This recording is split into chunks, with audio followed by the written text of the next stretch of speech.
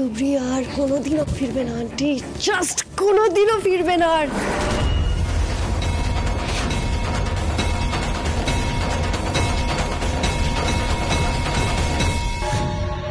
মুখ দেখে তো মনে হচ্ছে না যে কিছু শুনেছে।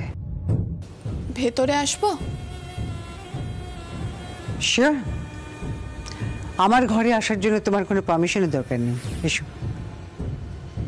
তুবড়ি, তুমি এখানে কি করছো? তোমার তো মাথা ব্যথা করছিল না? হ্যাঁ পিসিমণি, ওই মাথা ব্যথাটা যাতে সেরে যায় সেই জন্যই এসেছি। মা, আপনাকে আমার একটা কথা বলার ছিল। বেশ, বলো। আজ একটু পরে মানে দুপুর 3টের সময় আমার পরীক্ষা আছে। ওই ভাত কাপড়ের সময় ছোট দাদুকে যেই স্বপ্নের কথা বলছিলাম, এটা সেই স্বপ্নের পথের দিকে এগোনোর পরীক্ষা। আমি ভেবেছিলাম পরীক্ষাটা লুকিয়ে গিয়ে দিয়ে আসব, কিন্তু মন সায় দিল না। মনে হলো এভাবে না জানিয়ে যাওয়াটা ঠিক হবে না, তাই আপনাকে জানাতে এলাম। জানাতে এলে না অনুমতি নিতে এলে?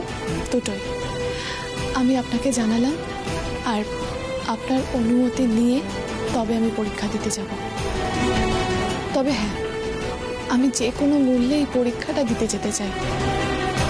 আমিও চাই তুমি যে কোনো মূল্যেই বাইরে যাও। বেশ, তবে যাও।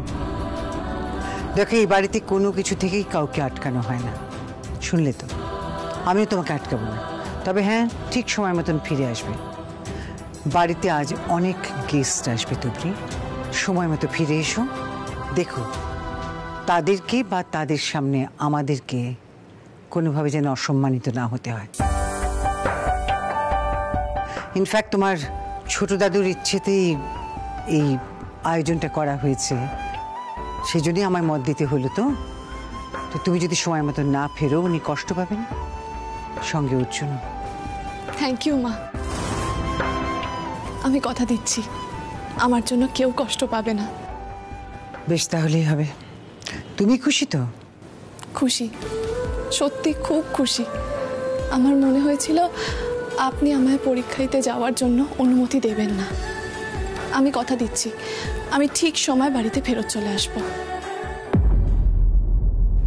তুমি কি আর কিছু বলবে? মা, বলছি আমি না প্রতিবার পরীক্ষা দিতে যাওয়ার আগে আমার মাকে প্রণাম করে যেতাম। মা তো এখন সামনে নেই, আমি আপনাকে মা বলে ডেকেছি। আপনাকে আমি একটা প্রণাম করতে পারি?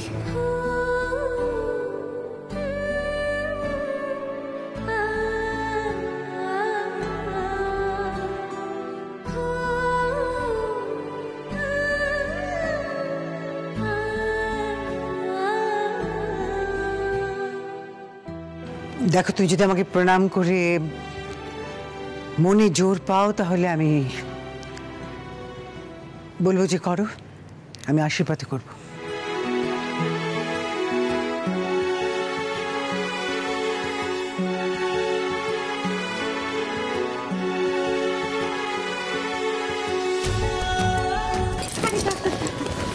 সফল হও তুমি। All the best.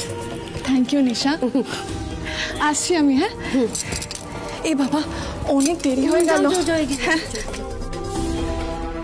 নিশা, তুবড়ি আর এই বাড়িতে ফিরবে না।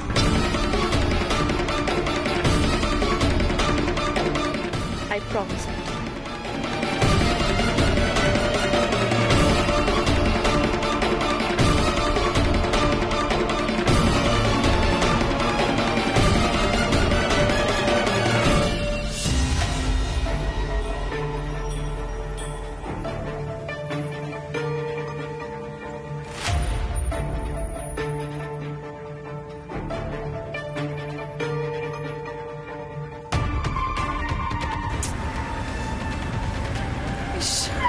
একটা ট্যাক্সিও তো আমি দেখতে পাচ্ছি না, কি করে যাব আমি?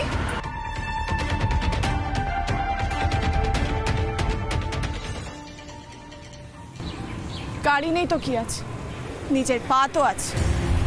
ছোট নিজের স্বপ্নের দিকে ছোট।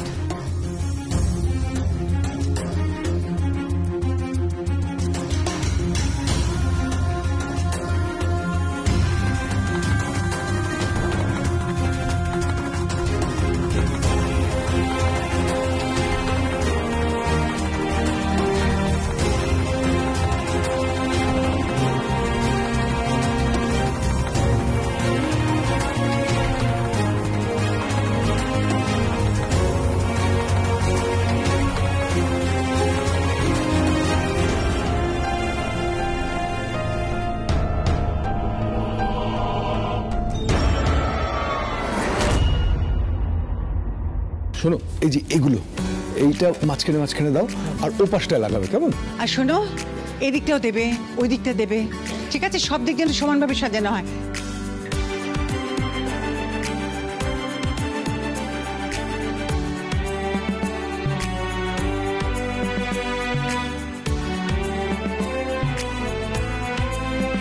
মা, কি বৌদিকে ব্যস্ত দেখে কি ভালো লাগছে না?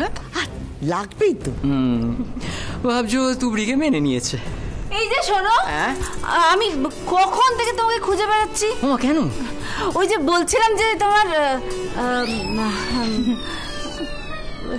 দিদি, দাঁড়াও তোমার পরে বলছি। আরেকটু আরেকটু, ব্যাস, রাইট, ঠিক আছে একদম। দিদি, হ্যাঁ বাবা, তুমি নিজে দাঁড়িয়ে থেকে এসব কাজ করাচ্ছ? কি করবো বল, আমাকে তো দায়িত্ব নিতেই হবে সুধা। সবটা যখন আমার জন্যই ভেস্তে যাচ্ছিল, তখন আমাকে দায়িত্ব নিয়ে সব করতে হবে না? তাছাড়া দেখ না, তোর দাদাকেও লাগিয়ে দিচ্ছি কাজে।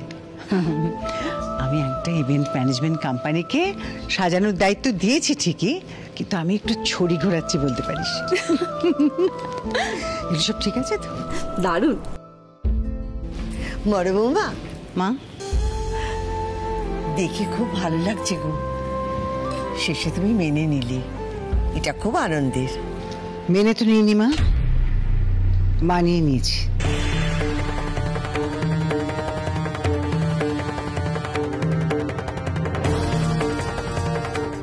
আমার ছেলেটার জন্যে, নইলে ওর মনটা যে ভেঙে যাবে মা। তাছাড়া দেখো, আজ বাড়িতে অনুষ্ঠান, অনেক লোকজন আসবে, সেখানে এবারই সম্মান রক্ষার দায়িত্ব তো আমারই। দিদি, তুমি তো সবটাই মানিয়ে নিয়েছো। এরকম কতজনেরই তো হয় যারা প্রেম করে বিয়ে করে, অথচ বাড়ির থেকে তাদের বিয়েটা মানতে পারে না, তাদেরকে বাড়িতে ঢুকতে পর্যন্ত দেয় না। হ্যাঁ, যেমন আমাকেও দেয়নি, তাই তো? না না মহুয়া, আমি তোমাকে এটা বোঝাতে চাইনি। জানি মা, আমি বলছি কি, মেনেই নাও। তুবড়ি খুব ভালো মেয়ে মা। আমি সবকিছু অত সহজে মেনে নিতে পারি না অঞ্জনা। যেমন আজ পর্যন্ত তোমার বর এবং তোমার শাশুড়িকে আমি মানতে পারিনি।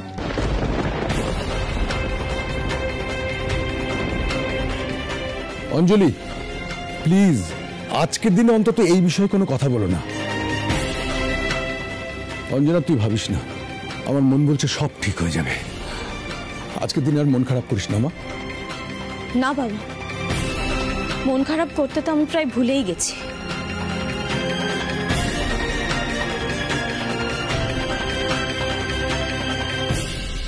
কি আশ্চর্য অঞ্জলি, তুমি আজকে অন্তত এই কথাগুলো না বললে পারতে না? এই না বললে আজ এই সমস্ত কথা নয়।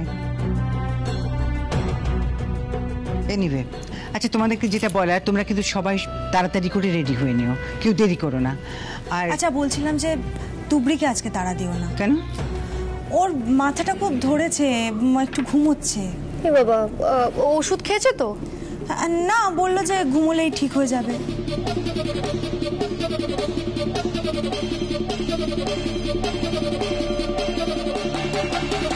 আচ্ছা বেশ, মহুয়া, তাহলে তুমি একটা কাজ করো, তুমি তুবড়ির দিকটা সম্পূর্ণ দেখে নাও, কেমন?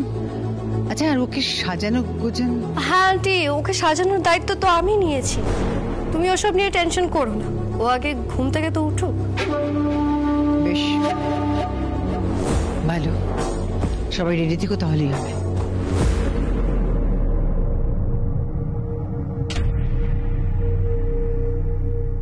অঞ্জলিকে যেন একটু কেমন কেমন লাগছে। এদিকে বলছে মন থেকে মানেনি, আবার নিজের দাঁড়িয়ে থেকে কাজ করাচ্ছে। মন থেকে না মানলে ও তো কোনো কাজ করে না। তাহলে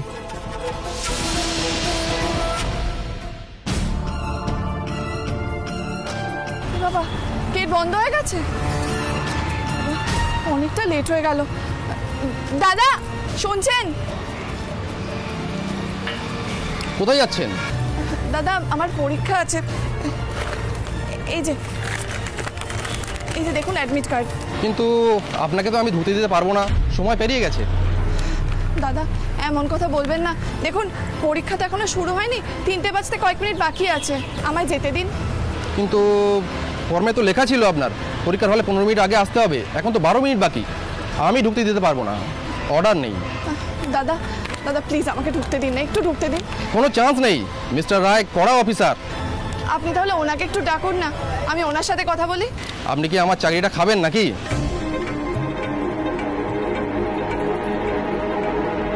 দাদা চাকরিটা নিয়ে আপনার এমনিও কিন্তু গন্ডগোল হবে।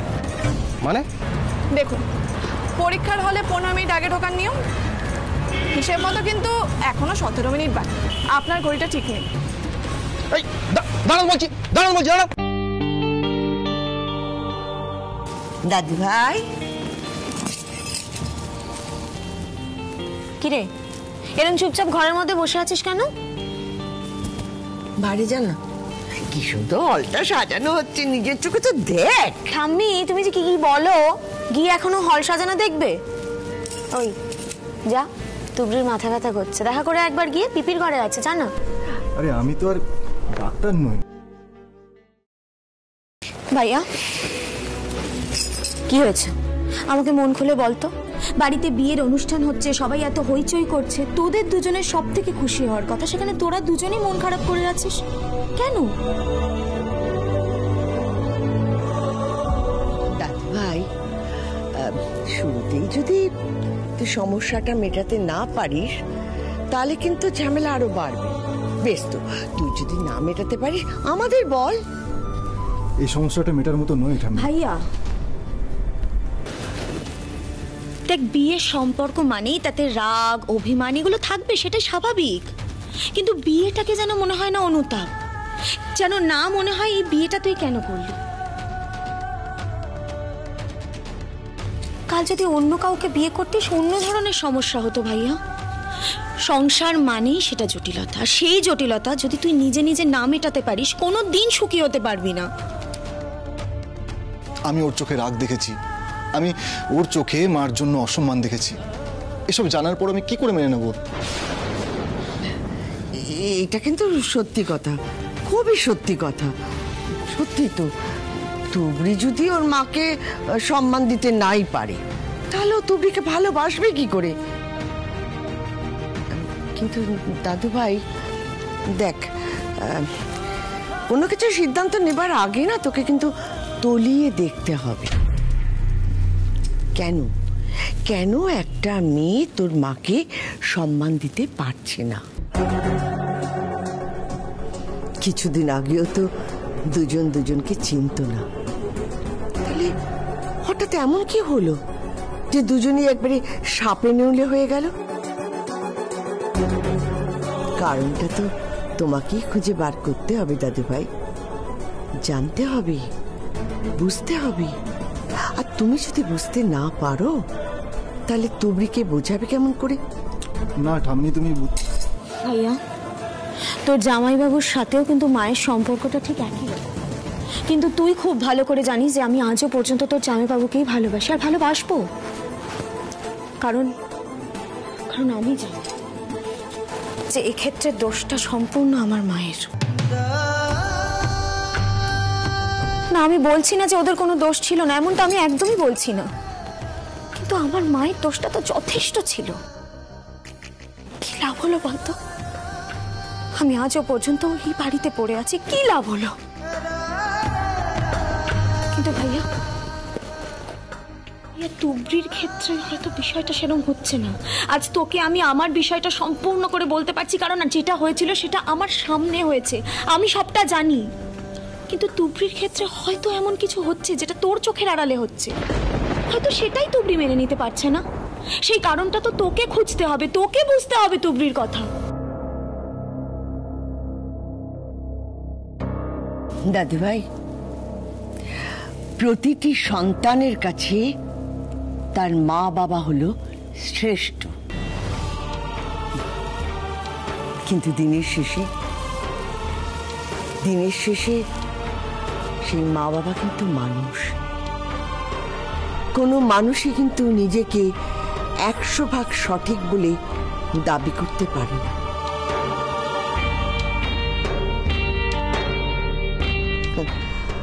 আর আমিও তোমার চোখে আঙুল দিয়ে তোমার মায়ের ভুলটা দেখাতে চাই না। তুমি বড় হয়েছ, নিজে দেখতে পাচ্ছ, জানো যে তোমার মায়ের কোন জায়গাটা ভুল। বলছি কি যে নাথ বইয়ের না মাথা ধরেছে শুনলাম, তো ছোট পেপির ঘরে আছে, জানো একবার মেয়েটার সঙ্গে গিয়ে ভালো করে দুটো কথা বল। আমি যতদূর মেয়েটাকে দেখেছি, মেয়েটা খুব ভালো রে, খুব সৎ।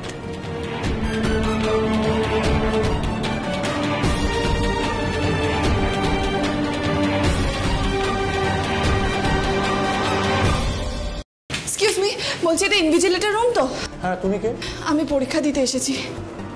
পরীক্ষা দিতে এসছো এত দেরিতে? সিকিউরিটি ঢুকতে দিচ্ছে এখনো? না না, ওনারা আমাকে ঢুকতে দিচ্ছিলেন না, আমি কোনো মতে ঢুকেছি। দেখুন, পরীক্ষা তো সবেমাত্র শুরু হয়েছে, আমি ওনার থেকে পারমিশন নিতে এসেছি। ওনার স্ট্রিক্টলি অর্ডার আছে, এরপর আর কেউ ভেতরে ঢুকবে না। এখন তোমাকে যদি ঢুকতে দিই তাহলে আমাদের সমস্যা হয়ে যাবে। এরপর উনি যখন আমাদের প্রশ্ন করবে যে এত লেটে এসো কি করে তুমি ওনার রুমে ঢুকেছো পারমিশন করানোর জন্য, তখন কি উত্তর দেবো আমি? দেখুন, আমি খুব কষ্ট করে এসেছি, প্লিজ। হবে না, টাইমে তো আসোনি, যাও।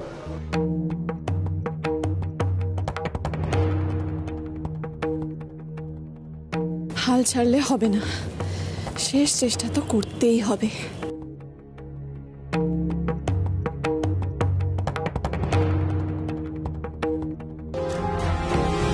শুনুন প্লিজ, বলছি শুনুন, যাবেন না। ক্ষমা করবেন স্যার, আমি অনুমতি না নিয়ে চলে এসেছি। আসলে আমার না দেরি হয়ে গেছে, আর আপনি অনুমতি না দিলে আমি পরীক্ষা দিতে বসতে পারবো না। বিশ্বাস করুন, আমি সারাটা রাস্তা ছুটে এসেছি। আমি যদি ঠিক টাইম মতো গাড়ি পেয়ে যেতাম তাহলে আমি সময়ের অনেক আগেই পৌঁছে যেতাম স্যার।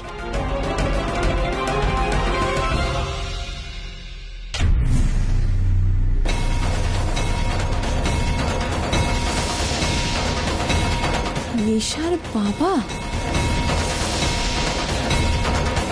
আমার জন্য যার মেয়ের জীবনে এত বড় ঘটনা ঘটেছে, তিনি কেন আমাকে সাহায্য করবেন? তুমি যাও।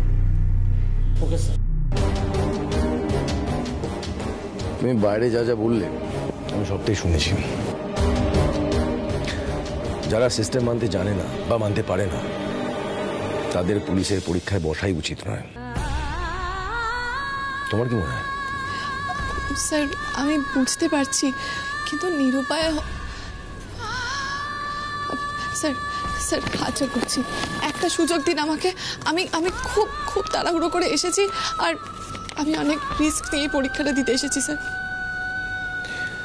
সেটা তোমার ব্যক্তিগত ব্যাপার, সিস্টেম কেন মানবে?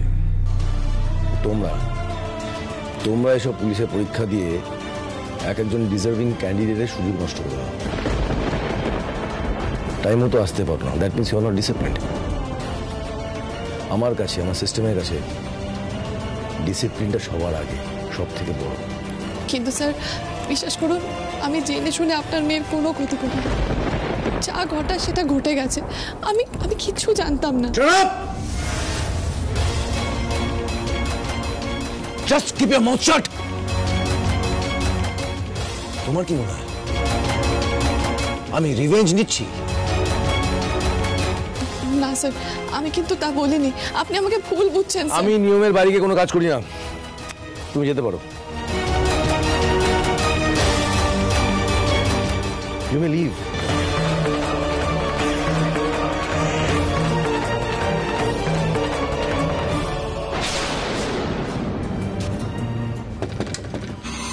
তুবরি, দরজাটা খোলো।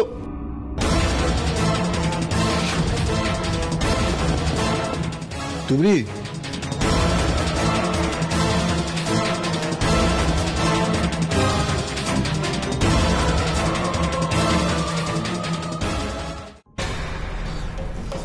ফোনটা সুইচ অফ বলছে। পিপিও কি ঘরে নেই নাকি? পিপি, তুই কি ঘরে আছিস?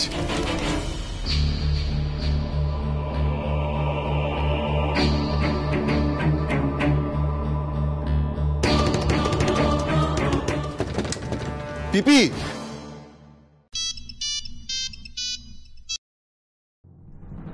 হ্যাঁ পিপি বল। আমি একটা জায়গায় এসেছি। এই শোন না, তুই একটা আমার কাজ করে দিবি অর্জুন। তোর পিসেমশাইকে একটুখানি বল না ফোনটা ধরতে। আরে কিছুতেই ফোনটা ধরছে না। বলছি পিসেমশাই কি ঘরে আছেন? না না, ঘরে তো তুবড়ি একা। ও আমি তো ওকে ডাকলাম তখন থেকে ও দরজাই খুলছে না। রেস্ট নিচ্ছে তো, ঘুমোচ্ছে একটু, ছাড় না। তুই একটুখানি দেখ না বাবু, করে দে। দেখছি আমি।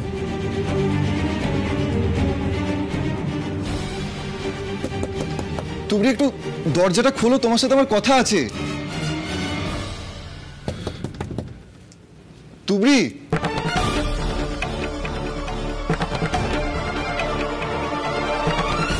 স্যার প্লিজ, স্যার প্লিজ আমার কথাটা শুনুন স্যার। দত্ত, স্যার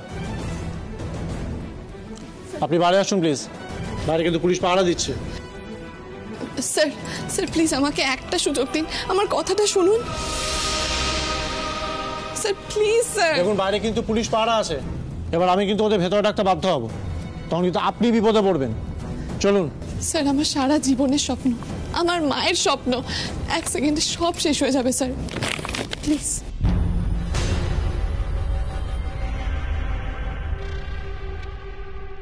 আসুন প্লিজ।